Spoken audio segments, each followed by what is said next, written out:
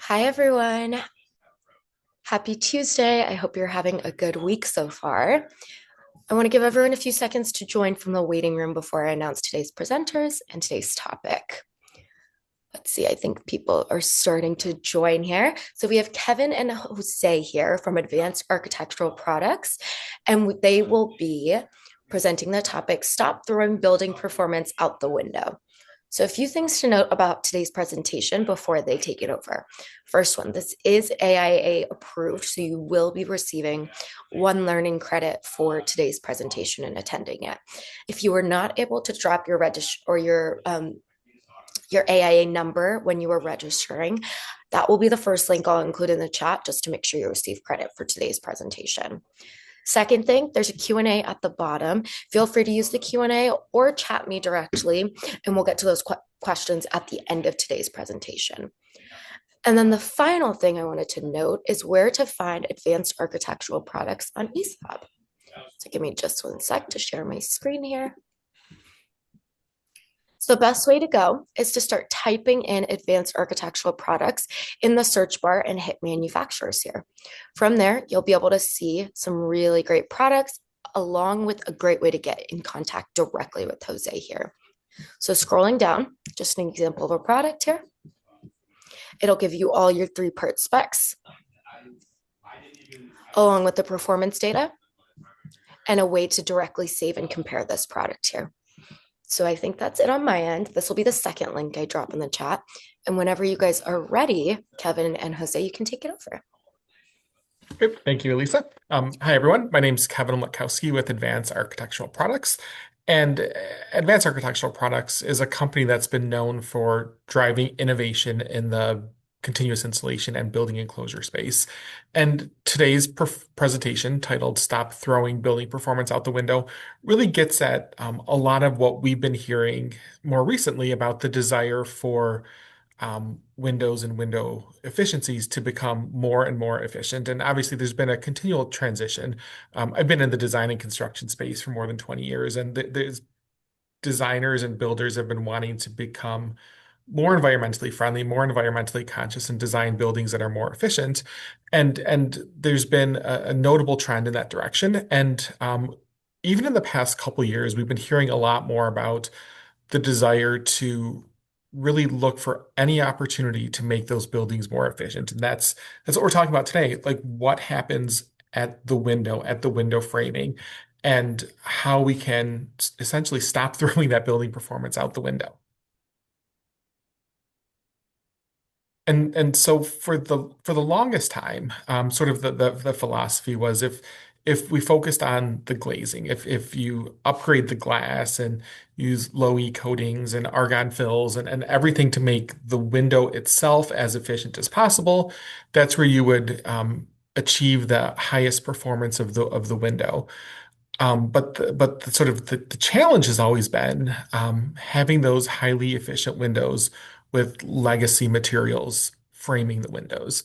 And again, that's what we're talking about here today. It's very common for some of those legacy framing materials like steel framing or wood blocking to lose as much energy as the high efficiency glazing in the window itself saves. And that's when the support structure bleeds more energy than the glass it holds, the real problem isn't what you see, it's what's surrounding it. It's that window frame, and that's what we're talking about this afternoon. You've probably been through these AIA presentations in the past. Looking at the learning objectives, we'll talk about traditional window framing alignment and looking at reimagining what that alignment could be. We'll look at ASHRAE 90.1 and the code efficiency requirements there, as well as voluntary certifications and stretch codes. We'll talk about the 10 best practices for energy efficiency. And then we'll be looking at marrying window systems with comprehensive wall systems for overall building efficiency.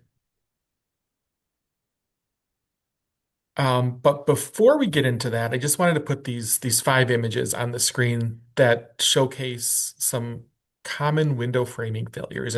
And what you're seeing here is probably something that you've seen in the field and on the job sites and in workplaces. And nothing here is really exotic. On the far left, you can see how using conductive materials brings moisture issues to cause corrosion and rot. In the second set of images, you can see how the misalignment of those planes cause moisture issues that lead to mold and mildew. And on the far right of the screen, you can see condensation issues that come from using conductive materials. Where that condensation's forming, you can see frost. And when we're in person, we talk about, these aren't exotic. If I encourage you in the chat, if you've seen examples like this, tell us about it. If you've seen other examples of window framing failures, I encourage you to talk about it. Put it in the chat. I'll certainly pause for a second for you to enter anything here, and we'll talk about it as a group.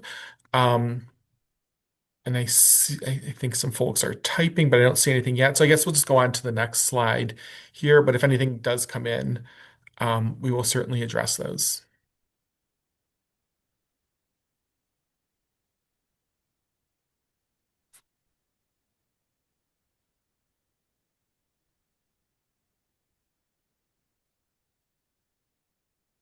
And really what we're looking to the problem is the thermal loss that's happening at the windows and sort of the window transitions and the thermal bridging that happens from using conductive materials, slashing the wall assemblies R value, and using those conductive metal heads, metal jambs, metal sills act as thermal bridges. We sometimes talk about them as thermal superhighways that allow energy to flow freely through the window framing assembly. Whereas the solution to those highly conductive materials is to replace them with thermally broken window framing systems, um, restoring that whole wall integrity, eliminating thermal bridges, aligning the window with the continuous insulation, and preserving the R values allows you to reduce the HVAC load, reduce the risk for condensation, and have buildings that were much more comfortable for occupants. So that's some of what we'll be talking about this afternoon.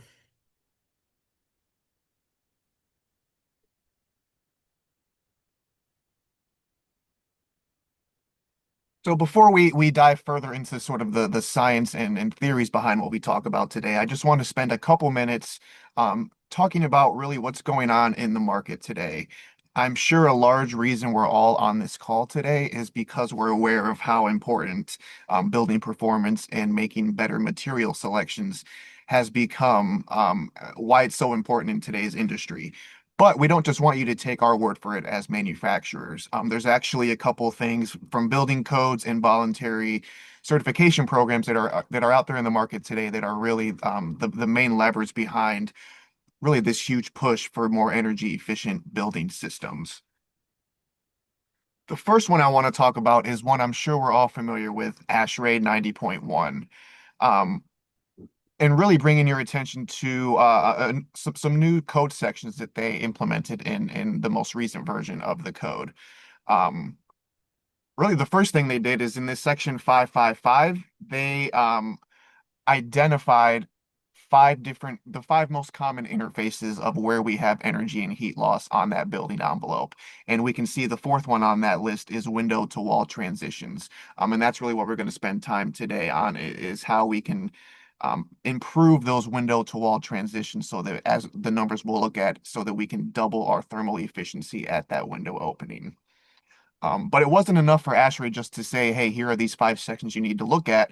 They also said you now have to identify and find every linear and point thermal bridge within those five sections.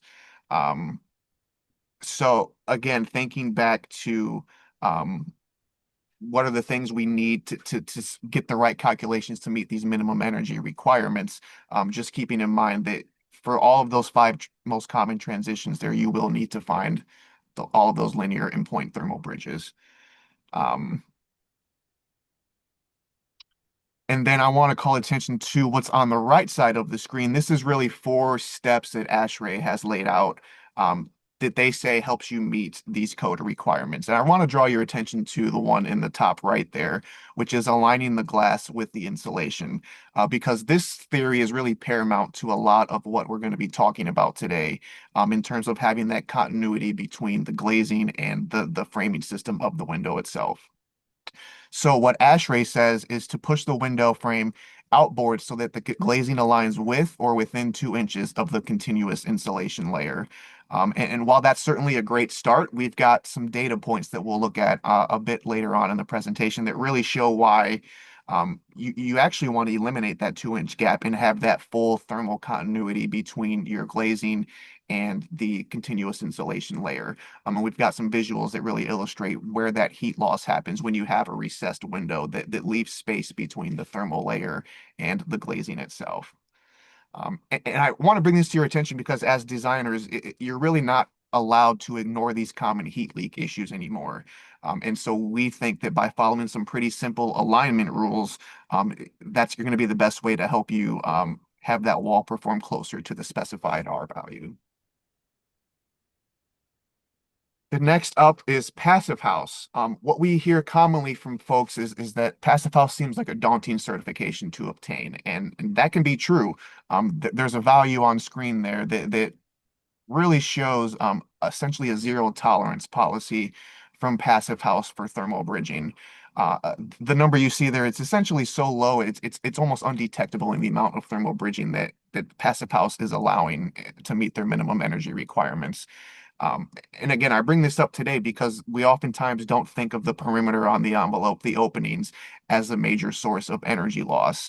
But what we found is that the perimeter is actually one of the largest sources of heat loss in what is normally and otherwise fairly airtight passive house envelope.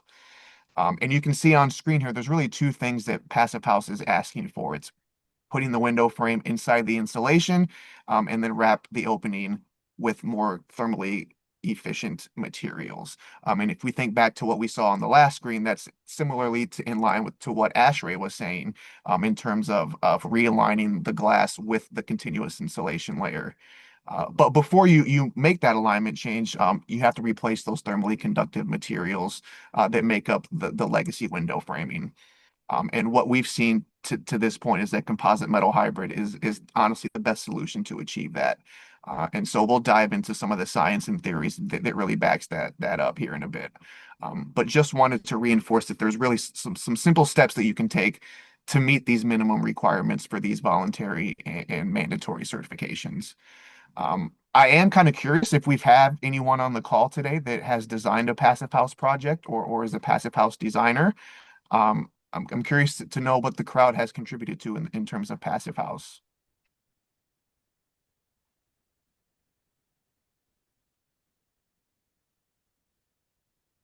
And the chat is enabled, so feel free to use it to submit any responses there. And it might just take some time for them to come in, but yeah. I'll go ahead and talk about our next program while those answers come in. This is LEED. Um, I'm sure we're all familiar with this voluntary program, but what you may not be familiar with is that LEED really forces you down one of two compliance paths, and both of those are ASHRAE 90.1. Um, So in addition to identifying all of those linear and point thermal bridges in those 5 intersections that ASHRAE laid out, with LEED, you now also have to provide the prescriptive psi and chi factor limits in order to meet those minimum energy prerequisites for the LEED program. And going even further, if you're looking to obtain the latest version of LEED, which is V5, the performance requirements are tightened even further. They have what's called the reduced peak thermal loads energy credit, which really goes above and beyond what we've already outlined, and makes use of continuous insulation, elimination of thermal bridging, and structural thermal breaks, really non-negotiables in achieving that newest version of the LEED V5. And Jose, as you're transitioning to the next slide, I will mention there were a couple folks who commented that they have not done passive house certification. And we had one designer who had designed to passive house standards, but not actually seek the certification. Cool. So if there's one takeaway from LEED, it's really that it's a step above ASHRAE, and going forward to achieve the latest version of the certification, you're going to have to account for those energy losses in your 3D modeling. That's going to be part of that routine certification process. So just something to be aware of as you're thinking about what types of certifications and programs you may be trying to achieve with your buildings. And then lastly, I want to touch just really quick on stretch codes. If you've worked on projects in any of these jurisdictions you see on screen here, you may be familiar with what these stretch codes are, which are essentially alternative compliance paths that go above and beyond the base energy codes and minimum requirements. Um, Again, if you've worked on projects in any of these areas you see on screen here, you may notice that the language is very similar from jurisdiction to jurisdiction. And they're all sort of targeting three main things. The first is better energy performance throughout the envelope, really looking to increase the efficiency through lowering the HVAC loads. And then lastly, just more stringent and strict verification processes for all of the data that you're supplying. Um, so when it comes to stretch codes, our recommendation is to just design your project as if a stretch code already exists. You'll certainly want to confirm at some point if a stretch code is in place, but right off the bat, we say just go ahead and assume that you need to design as if a stretch code and sort of requirements above and beyond the minimum are already in place. And again, that means things like realigning the window, replacing those conductive materials, and making sure the envelope is airtight and the systems are installed correctly. And so going back to these programs, ASHRAE, LEED, Passive House, and these stretch codes, talking about this today because for the longest time in the industry, we ignored thermal bridging and heat loss at the window openings and really spent all of our time and energy on the wall space. And what the industry I think is coming around to and what A2P is trying to bring awareness to is the importance of treating the wall, or I'm sorry, the importance of treating the window the same way as we treat the wall in terms of eliminating thermal bridging and getting that maximum thermal efficiency on the envelope. Excellent. Thank you, Jose. And I think now that Jose's covered a lot of the why we should look into these energy efficiency recommendations, I'd like to spend some time talking about the how and really dive into the 10 best practices for energy efficient windows. And so the first one is where we'll talk about alignment, and we'll probably spend the most time on this one just because it's fundamentally important to really the whole philosophy of increasing the efficiency of the window surround.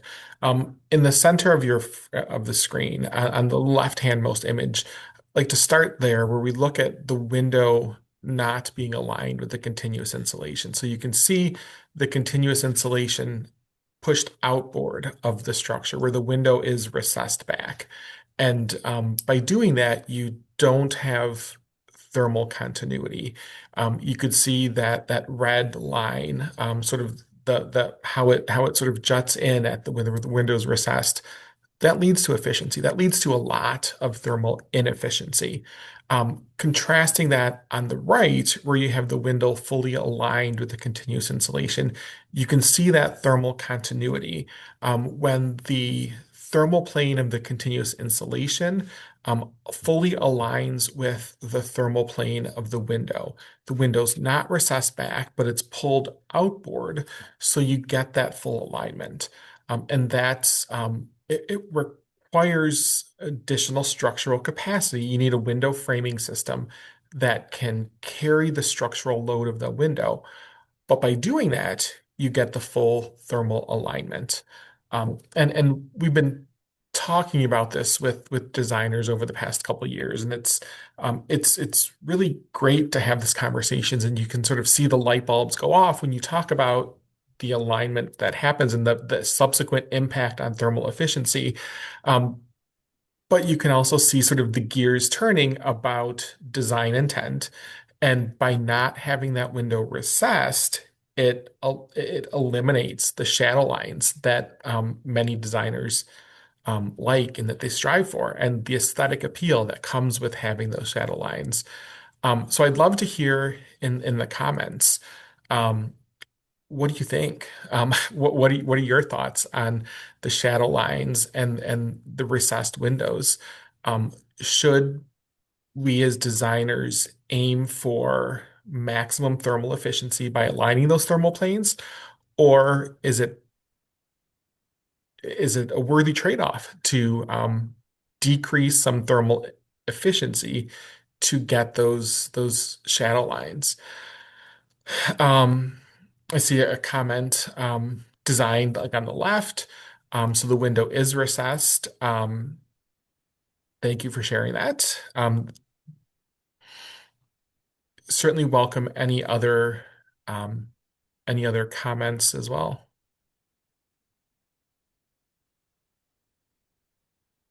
The next best practice that we'll talk about is material selection, and really recommending the use of durable and non-conductive materials. Um, Using some of those legacy materials, legacy steel framing, um, allows huge amounts of energy to be transferred through the framing system. But simply replacing those materials with non-conductive materials, the first non-conductive material that was used was actually wood, but switching to wood had other trade-offs, causing rot and mildew and um, looking at using durable materials too. Composite metal hybrid, as you see in the photo here, allow you to get a full thermal break. So there's zero thermal bridging from the exterior to the interior of the building, but still having the metal where it's needed from a structural perspective to both allow for fasteners to be permanently retained, as well as the metal to have the structural capacity to hold the weight of the windows, but largely using fiberglass components to eliminate that thermal bridging.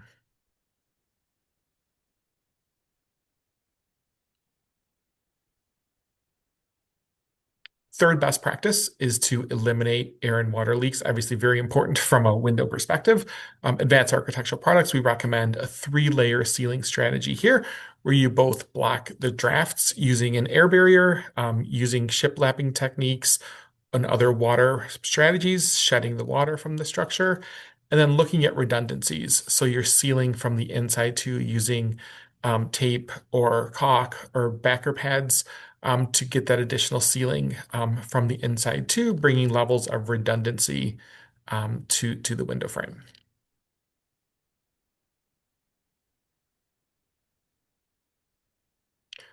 Fourth best practice is to combine thermally efficient continuous insulation building enclosure systems for the wall with thermally efficient solutions for the window frame as well.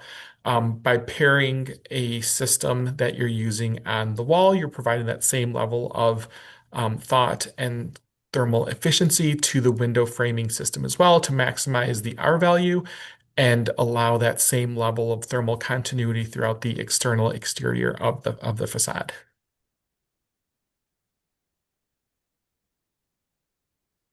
And fifth, sort of like we were mentioning at the very beginning, still critically important to select high-performing windows. So you choose windows that have those superior U values that allow you to maintain that thermal efficiency at the window itself, as well as the window frame and the wall as a whole. So you get a full thermally efficient solution with high R values and low U factors.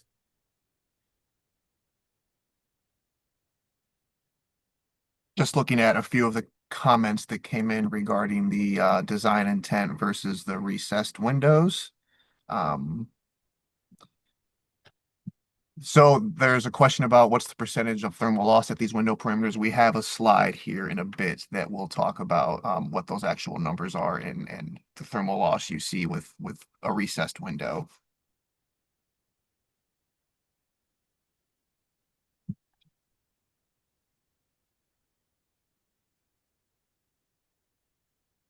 All right, moving on with our best practices. Number 6 is to opt for manufacturers with engineering support. I think we all know that when it comes to product selection, that choosing the right partner is just as important as choosing the right system for your project. And so this best practice is really focused on working with manufacturers that provide engineering support, and can really be an extension of your in-house design team. Because when you work with really a partner like this, they're more than just a provider of materials. They're an extension of your design team that can knock out your structural models for your exact wall build. They can adjust any details to fit the project tolerances and sequencing, and they can provide those stamped drawings and calcs and ready-to-use specifications so that you gain a single accountable partner with fewer change orders and those verified energy savings upfront. So really, when you work with a partner that can be an extension of your design team, that's a way to trim down on coordination time, reduce those RFIs and change orders, and as I was saying, most importantly, protect those energy savings that you've been stacking up through the first five recommendations here. Best practice number 7 goes without saying, but it's to adhere to fire safety standards.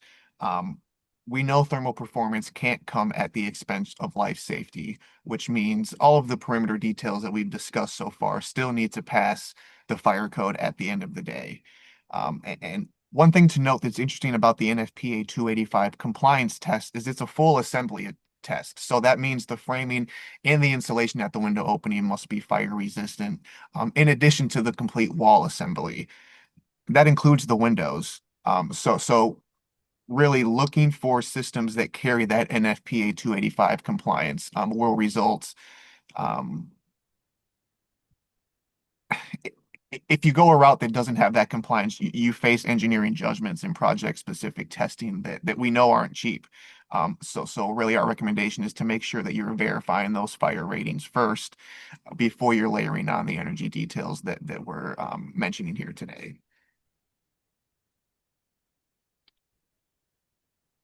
If you've sat in on any of our other presentations or are sort of familiar with the philosophy of A2P, this one's no surprise to you. It's to ensure permanent fastening. We want to make sure that all of our connections have a steel-to-steel connection, so that we can preserve the structural integrity of the system while also maintaining that thermal efficiency. There is a guide from the American Society of Civil Engineers on composite connections, and they go into much more detail than what's on this slide here on the importance of having that steel-to-steel connection, and making sure that all of your primary anchors can carry the dead load and the wind load, so that as we've been talking about realigning the window, knowing that when you push that window outboard, you have a structural system underneath it, whose connections will be there throughout the lifetime of the building.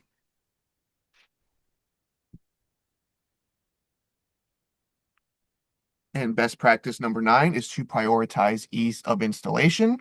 For all the work we've done up to this point in really locking down the proper design and the material characteristics of a thermally efficient window framing system, we can't forget about the folks who are going to be installing it on our building. Um, I think we know even the best engineered systems fail if the people actually putting it on the building can't do it quickly or correctly. So when you're specifying a window framing system, select an option that's user-friendly and installer-friendly by design right out of the box. So these are things like step-by-step guides, how-to videos, and perhaps even teams available that can answer any questions you may have so that you can keep the work moving forward and prevent any costly field modifications. And again, this is going to help your crews hit the schedule, your budget stay on track, and again, making sure that those performance targets are locked in from the beginning. And then lastly, sort of tying this all together is sustainability. Much of what we've talked about up to this point and really in the industry at large is having sustainability in the performance of our buildings once the systems are installed. But we also want to think about sustainability from how the products and systems themselves are manufactured. Are they designed to slash energy use? Do they avoid uh, waste? Do they resist corrosion? Do they not use harmful chemicals that help shrink that operational carbon? These are all things to keep in mind when you're taking a sustainable approach to not only the building itself, but the systems that go into it.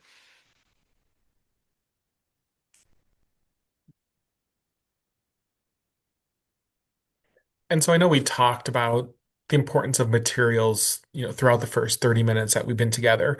But I want to spend a couple moments here talking specifically about composite metal hybrid and really digging into the materials composition of composite metal hybrid.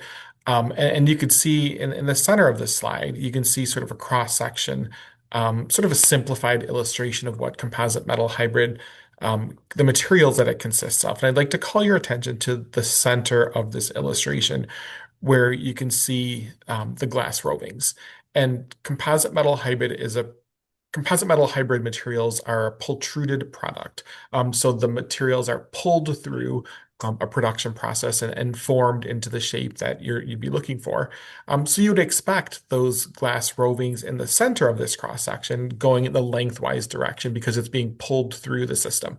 What you may not expect is the perpendicular glass rovings and the continuous random glass rovings. And I'm just calling your attention to that because that's critically important from a structural integrity perspective. Each one of those glass rovings add additional structural capacity to the overall system. And that's obviously important as you're looking to create systems that carry heavy windows or heavyweight cladding systems. So those hundreds of glass rovings in each product are critically important to maintaining that structural capacity in all directions. Also being married with that steel plate that you see at the top of this illustration, steel providing reinforcement, like Jose was saying, from a permanent structural fastening perspective, so that every metal fastener has the opportunity to permanently connect and attach to a steel component too.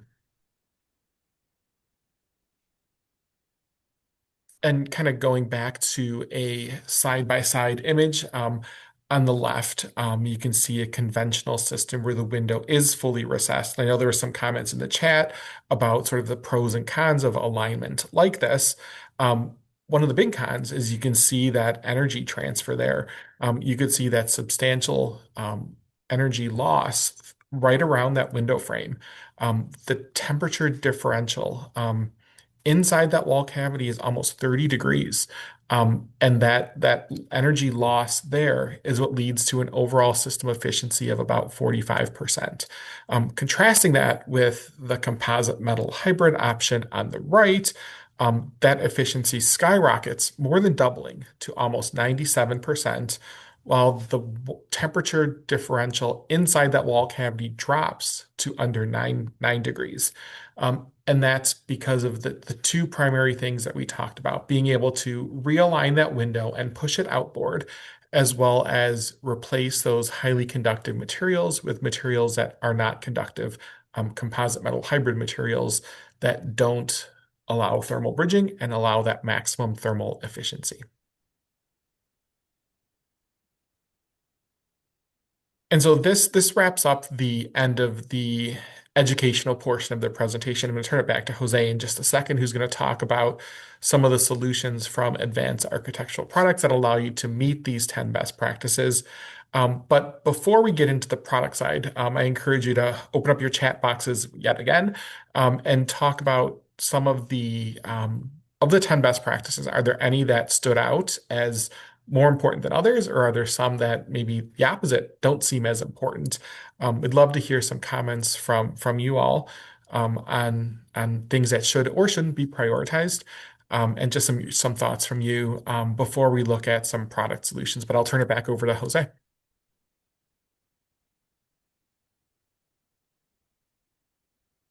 Thank you, Kevin. We'll just give it a minute or a couple seconds to see if anyone chimes in.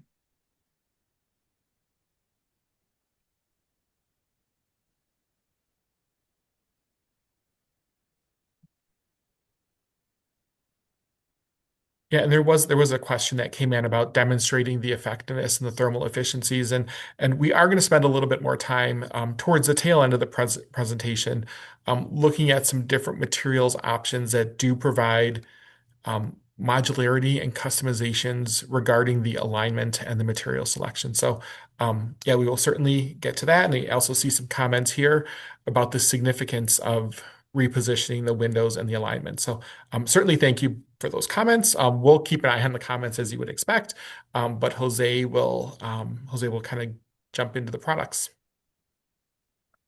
So before I dive into our individual systems, I just want to take a couple moments, tell you a little bit about advanced architectural products. First things first, we want to be your trusted partner in delivering engineered solutions for high performance, continuous installation and building enclosure solutions. Um, as you've probably noticed, much of this presentation has focused on going above and beyond just meeting the minimum requirements. And I think that's exactly what our systems are designed for at A2P. They're really built to improve the structural integrity, enhance the thermal performance, and provide that long-term durability in even the most demanding environments, no matter what your project requirements may be. Um, you can see on screen here, we've got more than 4,100 projects who agree that our systems and products are a great solution to their systems throughout the US and Canada. So with that, let's dive in a bit more. If you're familiar with A2P, you probably heard of GreenGirt and Smart CI. These are our wall solutions, really engineered to meet any project need, no matter what type of cladding you're using, the insulation type, or the size of the spacing that you may need for your project requirements. GreenGirt and Smart CI offer a solution that's really engineered to meet your exact specifications. Um, Starting with our full 8-foot girts, we have a Green Girt Max and a Green Girt Optima version. Those are really just going to depend on what type of cladding you're using and the weight that girt needs to carry. If you're looking for sort of that maximum material reduction and that maximum thermal performance, we have Green Girt CMH clips, which are 6-inch versions of the full 8-foot Green Girt CMH Z-girts. For instances of retrofits or just any project where you have out of plumb wall conditions, we have the Green Girt CMH Delta adjustable system, which was specifically designed to address retrofits, but we're also seeing this used now on new construction where the design of the facade has some sort of out of plumbness to it. And then on the far right, we have our Smart CI building enclosure system. This incorporates the same GreenGirt CMH Z-girts with custom routed and profiled rigid board insulation that really takes that air and water tightness up a notch and gives you that full building enclosure, which can be installed both on open or closed framing installations. And then lastly, we, for the first time ever, have a steel-based option. This is what we call a perforated thermal metal Z-girt. It's not as thermally efficient as the GreenGirt CMH. It's not as thermally efficient as the GreenGirt CMH, but we know that there are just some markets, some designers, some contractors and installers that just prefer to work with steel-based systems. And so wanting to provide them with an option that's still more thermally efficient and more structurally capable than other perforated thermal metal girts on the market. But our recommendation would still be that if you're looking for that maximum performance from a structural and thermal perspective, the GreenGirt CMH is still by far the best solution on the market. What often gets ignored when we think about continuous insulation in the building envelope is the roof. And that's otherwise known as the fifth wall to us at A2P. And so what GreenGirt CMH roof does is really lift the same composite metal hybrid technology from the walls onto the roof. So now you have a structural subframing system that carries a continuous insulation layer around the entire building envelope, including the roof, not just the four walls. And by extending the continuous insulation layer to the roof, you're really eliminating one of the last major thermal leaks in the envelope. And you have a more fully integrated and energy efficient barrier. And that brings me to our window solution, which is GreenGirt CMH XO. Now, for all of the talking we've been doing today and sort of theorizing behind why we have these beliefs that we do, of course, we have a system that we believe fits all of the 10 best practices that we have been going over today. So with GreenGirt CMH XO, again, we're really doing three things. First, we're replacing those conductive materials with the composite metal hybrid subframing. Next, we are incorporating various metal pieces so that we can push the window outboard and have that structural framing system carry the weight of the window outboard so that there is that thermal continuity between the window frame and the continuous insulation layer. And then lastly, with the exosystem, we are providing a place for the cladding attachment to attach directly to the window frame itself, which is something we hear from installers commonly, is that once they get to the terminations at the openings, they don't necessarily have an easy way to attach that cladding to the window frame.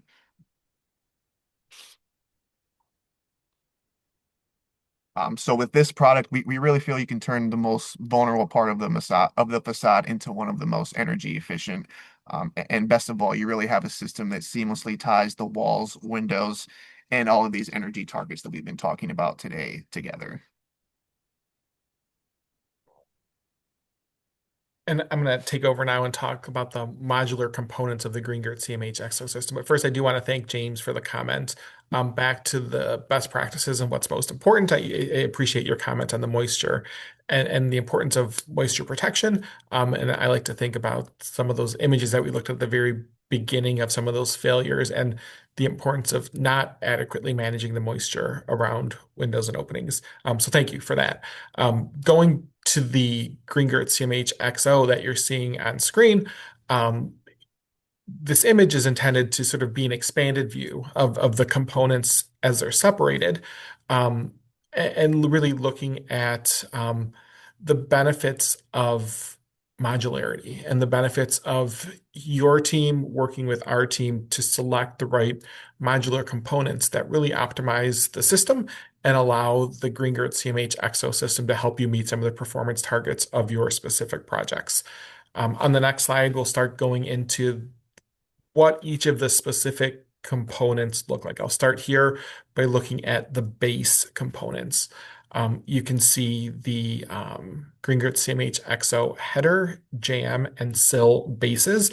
These are the fiberglass components that allow the aluminum inserts to slide into in a temporary capacity before they're permanently fastened.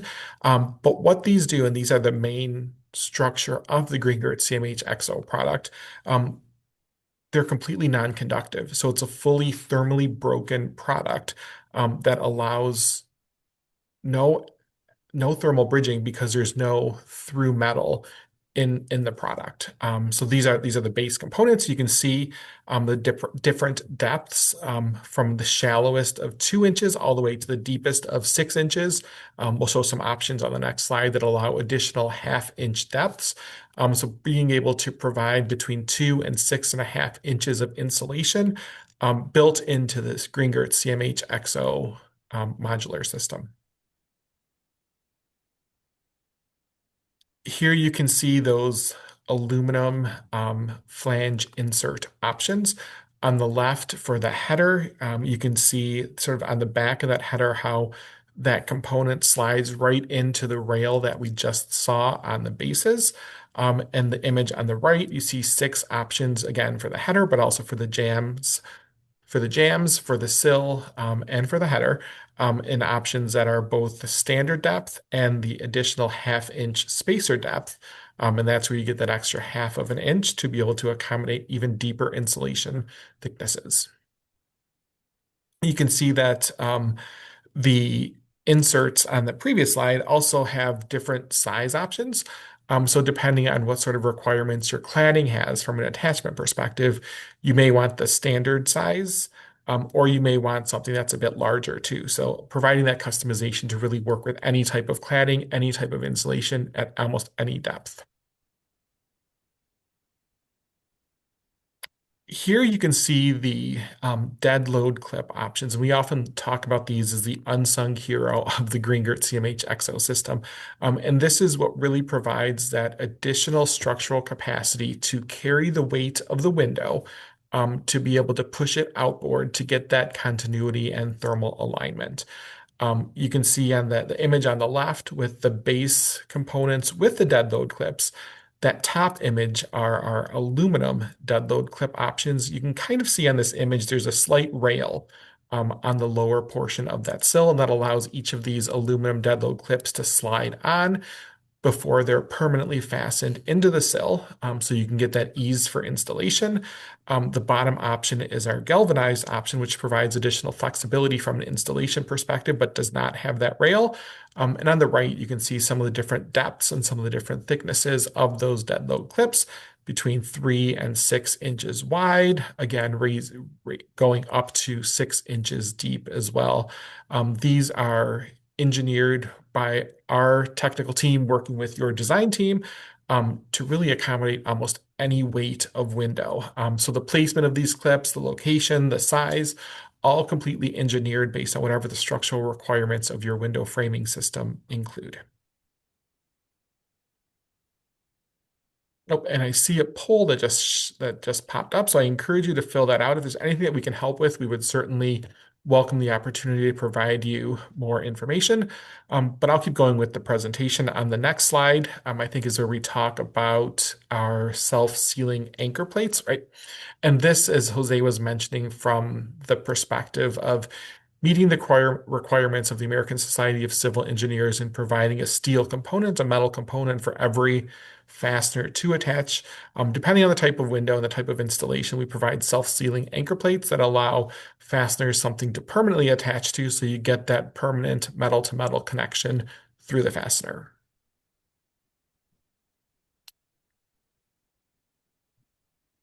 One of the things I do want to touch on is the compatibility of the system with various types of windows. I know most of the imagery we've seen today has been punched opening examples, but the system can also work with storefronts, curtain walls, ribbon windows, and really any size of those window types as well. What's great about this is that you can essentially just drop in without having to redesign any part of the wall. So whether it's you're detailing a punched opening or a storefront or a curtain wall, with the EXO system, you get one framing system that will fit any window with really zero thermal shortcuts. And that's great from a design perspective because now you can just standardize a single detail that can work for all of your openings, really no matter how many window types there may be on that envelope. Want to call your attention to a couple of awards and recognitions. It's great to hear from us how great the system is, but I think there's some proof in the pudding here as well, from the larger industry and how great the system performs.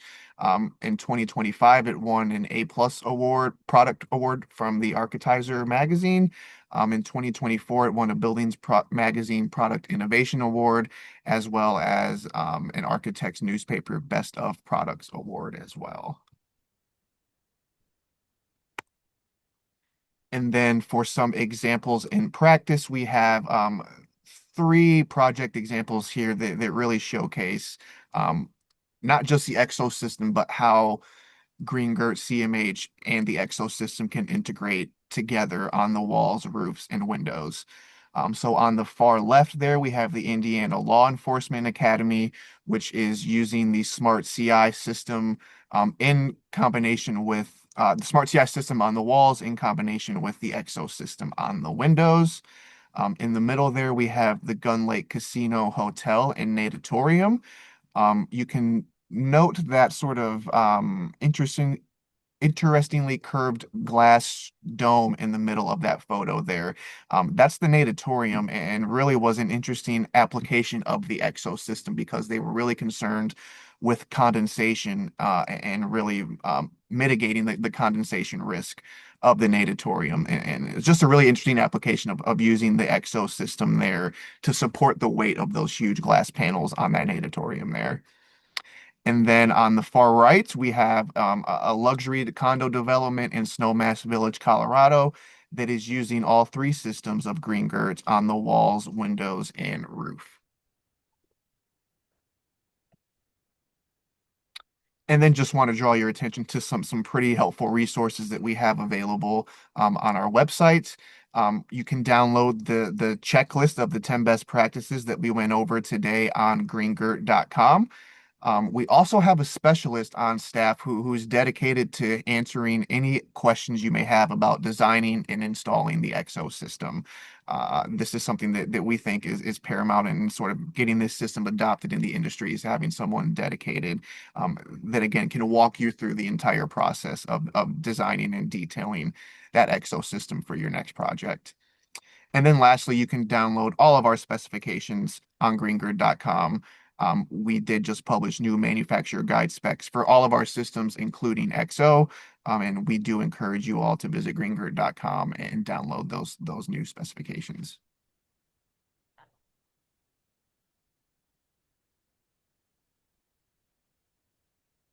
And one of the things that our team has invested a lot of time in is we know there's a lot of questions with a system like this that's new, wanting to provide you as much information as possible to make an informed design and informed decisions into the process. We have, I think it's 80 some different details. Both this slide, I have a QR code here if you wanted to go to our product page to be able to access these directly. And on the next slide, that QR code appears again, really showing samples of the details that we have available for rigid board insulation. In the previous slide, you saw those details with mineral wool insulation, wanting to really provide you with the information and the confidence to use these products as you're designing and detailing sort of that intersection between your walls and windows. So dozens of different options. Like I said, I think there's about 80 total details with the different types of insulation available on our website, showing the different components, the different modularity options, and how those can be detailed to give you the confidence to design with these systems. But we also do provide a level of engineering support with every single product, so that we can help you answer any questions and help you during the design process, to provide the level of assurance you need to detail these correctly.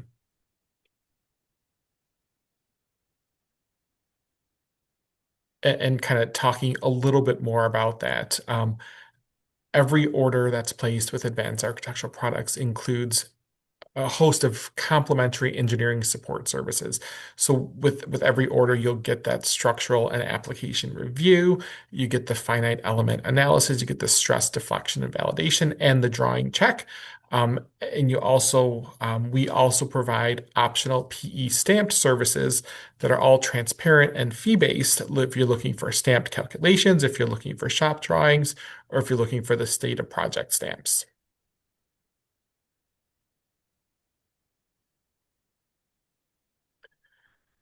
And then design assistance. Again, our team can help with anything from guidance on the overall building envelope design or selecting the right product for the project, looking at opportunities to streamline the documentation.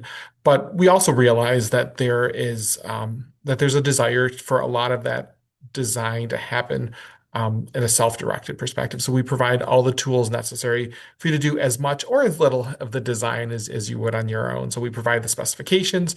We talked about the details. We have brand new environmental product declarations, just launched a couple months ago. We have a declare label. We've always had a declare label. We've always been red list free with no halogens or bromines in our product. We have new BIM Revit files. We have CAD files. And we have third-party verified testing data as well. On the next slide, you'll see that we don't provide only design assistance, but we also provide that installation support too. So we provide installation manuals for the GreenGrit CMH XO system, as well as all of our products. We have installation videos, and our team is available to come on site to help with that as well.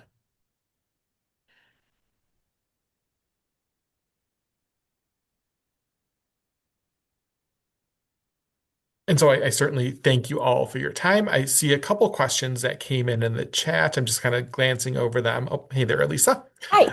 Yep, I wanted to help you navigate the chat because there's quite a few questions in here. We can also get the one that's first in the Q&A, and I can just ask them to you guys directly if you want. Perfect.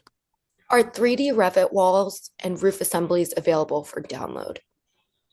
They are, yes. Okay, perfect. Nice, easy question.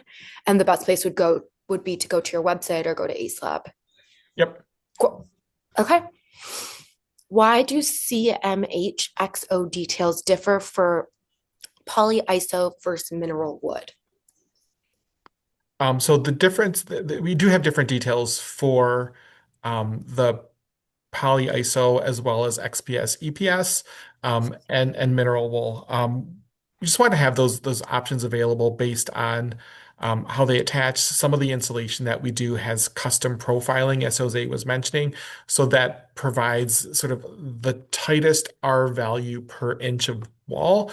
So because of that tightness, there's just different configurations on the details. So we do have those different options that are available that show sort of the options of having the custom profiled insulation from the rigid perspective versus the mineral that has that additional level of flexibility. Awesome. Um, Ali's message is a little bit longer if you guys are able to read that, and I'll go to another question while someone looks at that in the chat. The other question up above, do you intend to demonstrate the change in effectiveness in a wall heat loss using the recommended materials and alignments you show? I'm sorry, would you mind Yeah, repeating yeah. that last one, Elisa? No worries. Do you intend to demonstrate the change in effectiveness in a wall heat loss using the recommended materials and alignments you show? So I will acknowledge that we have several additional thermal reports available from our website that talk about sort of the interaction and the overall efficiency with the wall and the window system. So I'd encourage you to go to greengert.com, and in the engineering section, we have many more thermal reports that show those varying levels of efficiency. What's great about all the composite metal hybrid products that advanced architectural products manufacture, everything is in that 92 to 99% thermally efficient range. And actually, most of our products are closer to that 99% thermally efficient. So, what really makes us happy about our products is it allows you as designers to achieve that full R value that you're looking to achieve when you specify the high values of insulation and not losing any of it to sort of the inefficiencies of the system. So I encourage you to go to greengert.com to get those full reports. Awesome. Um, were you able to read part of the other question here? Yeah, I see Allie's question was really dealing with the NFPA 285. I know Jose touched on that briefly with one of the 10 best practices of making sure that we have wall assemblies and window assemblies that resist fire. I would also encourage you to go to greengert.com. We have several NFPA 285 compliance reports and talk about how our products in various wall assemblies can allow you to meet those NFPA 285 performance requirements, as well as engineering judgments and additional reports that have even more information. Um, Obviously, NFPA 285 is vitally important from a compliance perspective, and we're pleased that our products meet and exceed those requirements so that we do provide that level of assurance that regarding fire spread.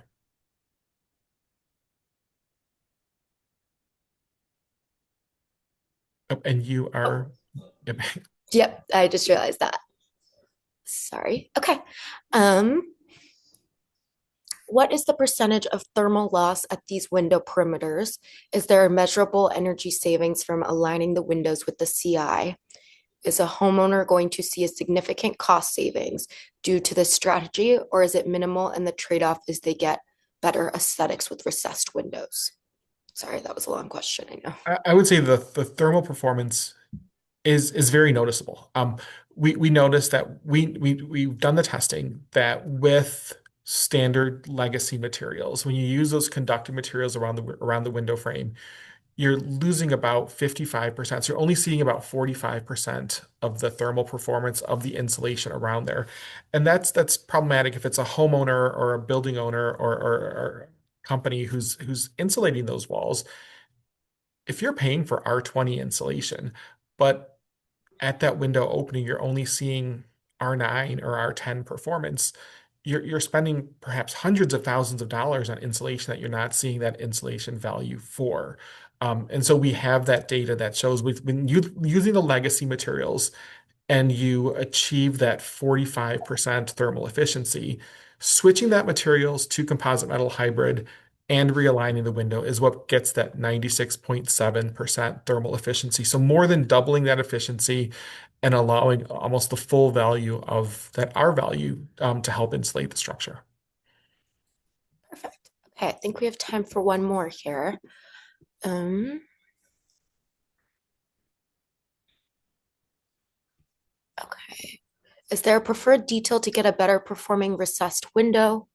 I think that was kind of also answered in the last question too, but Yeah, and what I will say, and kind of in conclusion, because the system is modular, and because obviously there's so many different types of windows and so many different cladding types and different depths of cladding, and depending on the depth of insulation you're using, like if you use the Green CMH XO system at 6.5 inches deep, and if you have a cladding that is several inches thick as well, um, you may still be able to align that thermal plane of the window with the thermal plane of the insulation. And based on the thicknesses of everything, have it achieve that full alignment, but still be recessed with it behind the overall cladding. So sort of getting the best of both worlds where you get that thermal alignment, but you also have a level of shadow lines as well. awesome. Okay, and I know we do have a few other questions. Jose and Kevin will be able to reach out to you guys after today's presentation. And also, it seems like the website is a great resource as well. And we are at time. So, everyone, thank you so much for being super engaged. Thank you, Kevin and Jose, for a great presentation. Great. Thank you, Lisa. Thank you, everyone. Take care. Thank Bye. you All right, all. you guys. Bye.